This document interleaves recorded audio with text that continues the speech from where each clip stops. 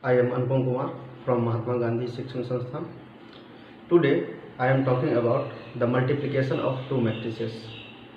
If two matrices are multiplied with each other, there is a condition. Now today's topic is product of two matrices. दो matrix को हम कैसे multiply कर सकते हैं, this is the important topic, very important in matrix. तो इसके लिए कंडीशन ये है कि पहले वाले मैट्रिक्स का कॉलम नंबर और दूसरे वाले मैट्रिक्स का रो नंबर यह दोनों सेम होना चाहिए, तभी जाकर के कोई दो मैट्रिक्स मल्टीप्लाई हो पाएगा. फिर से हम देखेंगे, two matrices are multiplied with each other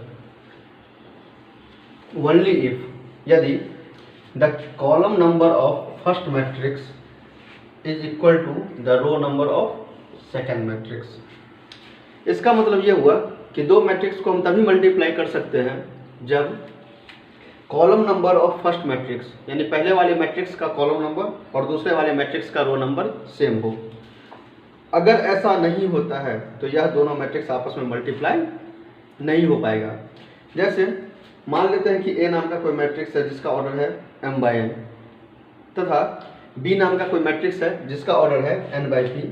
तो हमारे पास एक सी नाम का मैट्रिक्स आएगा दोनों को मल्टीप्लाई करने के बाद, जिसका ऑर्डर इस प्रकार होगा, row number of first matrix and column number of second matrix. That is the order of C which is the resultant matrix as follow m/p. Order of C will be m/p. फिर से समझेंगे कि ए नाम का कोई matrix है जिसका order है m/n, बी नाम का कोई मैट्रिक्स है जिसका ऑर्डर है n/p. यहाँ हम देख सकते हैं कि इसका जो कॉलम नंबर है और इसका जो रो नंबर है यह दोनों सेम है. यहाँ भी n है और यहाँ पर भी n है. तो जब दोनों मल्टीप्लाई होगा एक दूसरे के साथ, तब जो रिजल्टेंट मैट्रिक्स आएगा सी, कुछ भी आए, पता नहीं मुझे क्या आएगा नहीं आएगा, वो तो मल्टीप्लाई करने के बाद ही पता चलेगा अगर कोई नंबर लेकर के देखेंगे तो इसी प्रकार हम कह सकते हैं कि दोनों मैट्रिक्स को जब मल्टीप्लाई किया जाएगा तब उसका ऑर्डर हो जाएगा m/p. इसी टर्म को मैंने लिखा हुआ है, the order of resultant matrix as the row number of first matrix and column number of second matrix. तो किसी भी दो मैट्रिक्स को मल्टीप्लाई करने से पहले इस बात का ध्यान हमें रखना पड़ेगा, इस बात को देखना जरूरी है कि इसका ऑर्डर क्या है. जिस दो मैट्रिक्स को आप मल्टीप्लाई करना चाहेंगे उस दोनों का पहले ऑर्डर चेक करेंगे, यानी column number of first matrix is equal to row number of second matrix होना ही चाहिए.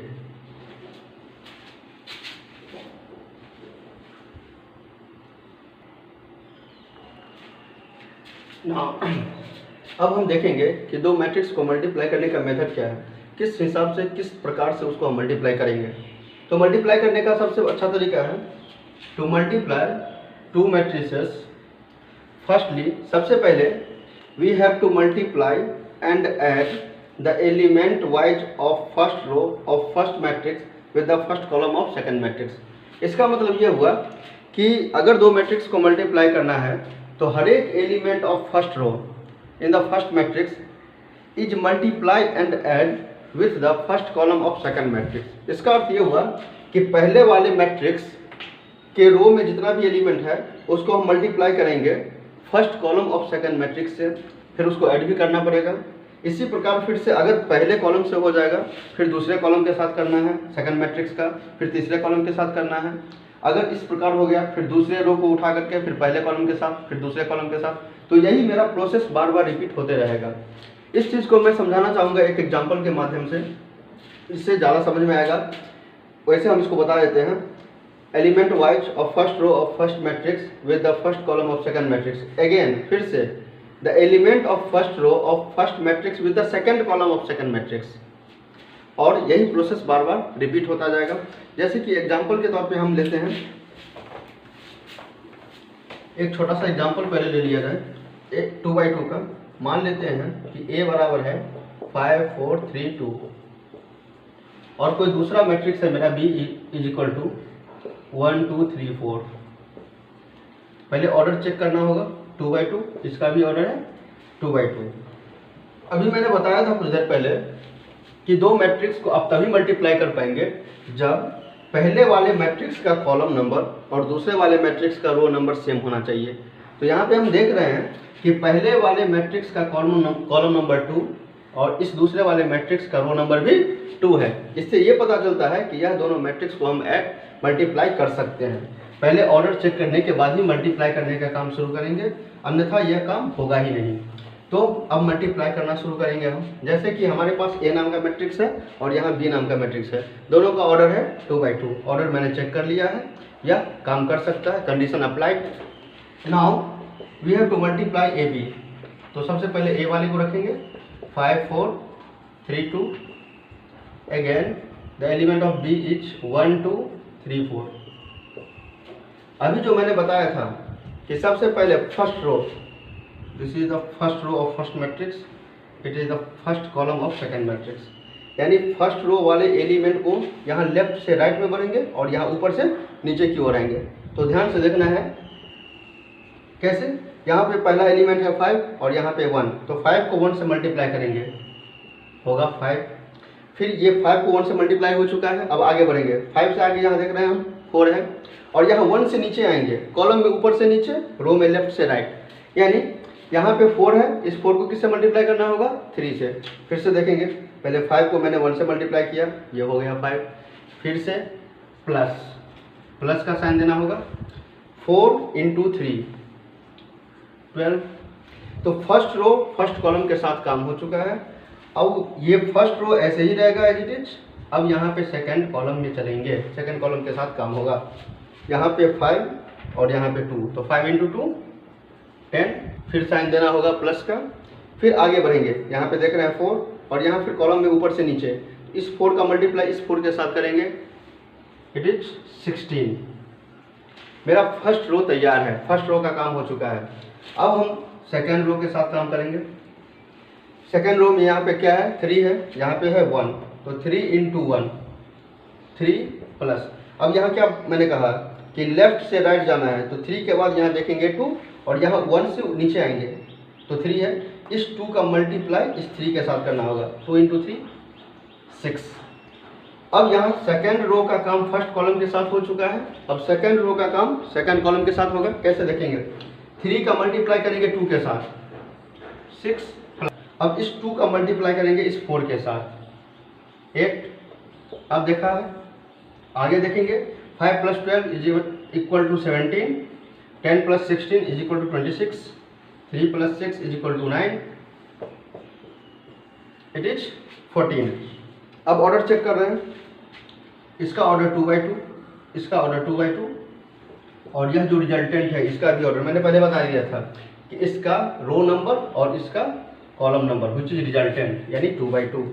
तो इस प्रकार से हम समझ सकते हैं कि मैट्रिक्स को कैसे मल्टीप्लाई किया जाता है। तो मैट्रिक्स को मल्टीप्लाई करने से पहले उसका ऑर्डर चेक करना होगा। अगर वहाँ पे ऑर्डर सही है, यानी फर्स्ट मैट्रिक्स का कॉलम नंबर और सेकंड मैट्रिक्स का रो नंबर अगर मिलता है, दोनों इक्वल है, तभी जाकर के मल्टीप्लाई हो पाएगा, अदरवाइज मल्टीप्लाई नहीं होगा। अब एक और एग्जांपल लेकर के हम समझेंगे। ये पहला एग्जांपल था, एग्जांपल नंबर 1। अब एक एक्स्ट्रा एग्जांपल, इसके बाद फिर देखेंगे कोई अदर एग्जांपल लेकर के।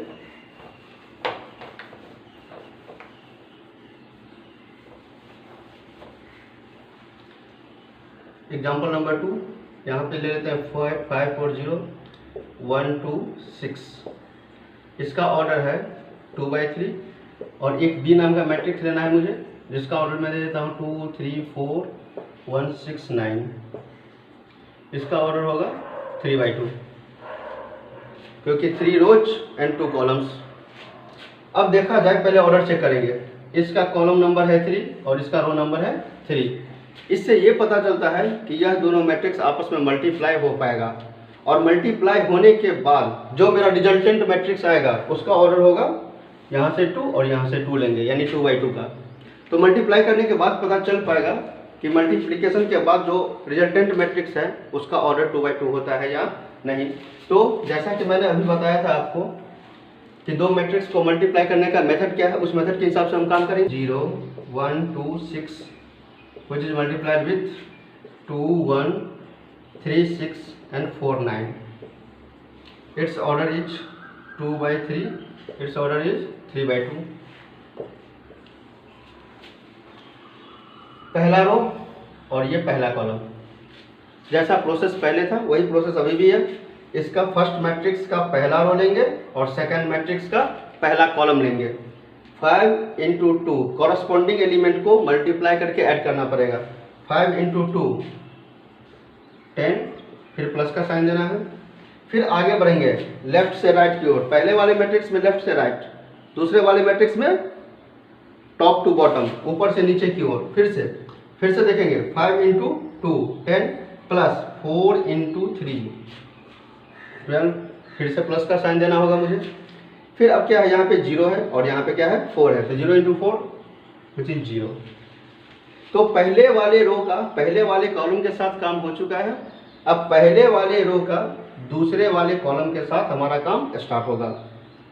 5 into 1 5 plus 4 into 6 24 plus 0 into 9 0।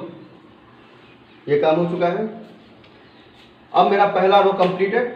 Now we have to proceed with the second row of first matrix and the first column of second matrix. Again 1 into 2 2 plus 2 into 3 6 plus 6 into 4 24।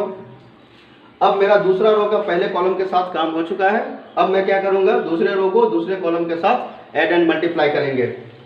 1 into 1 1 plus 2 into 6 12 plus 6 into 9 54। अब इसको multiply करके देखना है हमें, सबको add करेंगे। 12 plus 10 plus 0 22 24 plus 5 29 24 6 30 32 it is 32 it is 67 and we get its order will be 2/2। तो अब हम देख सकते हैं कि इसका ऑर्डर है 2/2। जैसा कि मैंने पहले भी बताया था कि इसका ऑर्डर 2/2 होना चाहिए। एक बार आप इसे फिर से समझ सकते हैं। ऑर्डर यहाँ पे क्लियर है, 22 29 32 67। This is the resultant matrix and it's order will be 2/2। तो अब मैं आप लोगों को बताना चाहूँगा कि पहले 3.1 एक्सरसाइज कंप्लीट हो चुका था। अब अगर आप चाहेंगे तो 3.2 एक्सरसाइज में भी बहुत सारा क्वेश्चन बनेगा।